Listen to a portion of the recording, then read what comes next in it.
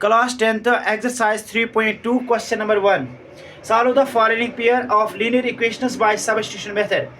Class 10th से हमने पहला क्वेश्चन लिया है, उसमें हमारा जो पहला पार्ट है आज उसी को मैं दिखाऊंगा। पहला पार्ट है x + y = 14, x - y = 4। देखो, जब भी इस तरीके का क्वेश्चन आ जाता है हमें इक्वेशन को पूरी तरह देखना होता है कि किस तरीके से हम हल करें। These two equations are very simple equations. यहाँ पर उतना मैथमेटिक्स की हमें ज़रूरत नहीं है, यहाँ पर हमें सीधा करना है। देखो, हम इसका नाम रखेंगे पहला और इसका नाम रखेंगे दूसरा, यानी कि first equation, this one is second equation.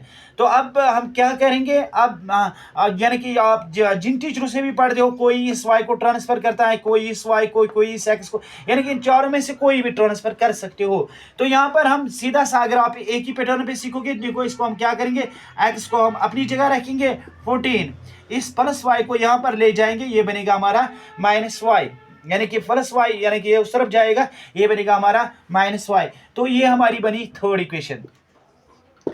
अब देखो, थर्ड इक्वेशन बनने के बाद हमें क्या करना है, हमें ये जो वैल्यू निकला x का 14 - y, अगर हम ये इस जगह लाएंगे तो हमें जो है y का वैल्यू निकलेगा। तो हम क्या लिखेंगे यहाँ पर,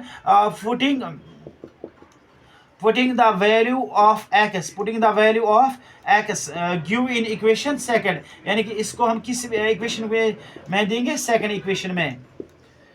तो सेकंड इक्वेशन में क्या लिखोगे आप, x के बदले क्या लिखोगे आप, 14 - y हमने लिखा। अब ये -y बचा ना, इसको हम डायरेक्टली लिखेंगे = 4। अब देखो यहाँ पर 14 - y = 4, -y और -y कितना हुआ, -2y। ये 4 अपनी जगह रहेगा, ये 14 उस तरफ जाएगा, ये क्या बनेगा, -14, यानी कि वेरिएबल टर्म को एक ही तरफ रखेंगे, कांस्टेंट टर्म को दूसरी तरफ। तो -y that is -2y and 14 उस तरफ जाकर माइनस बनेगा। अब हमारा -2y जो है ये अपनी जगह रहेगा, और 14 - 4 वो किसके बराबर आ जाएगा, -10, यानी कि यू नो बेटरली 14 में से ही 4 निकालेंगे और साइन बड़े डिजिट की रहेगी। अब यहाँ पर हम कर सकते हैं माइनस काट, यानी कि जो स्टेप मैं करता हूँ वो आपको माइंड में रखना है। इस तरीके का कोई भी क्वेश्चन है तो आप कर सकते हो। तो y = ये जो 2 है ये इंटू में है, ये डिवाइड हो जाएगा, तो 2 × 5 = 10।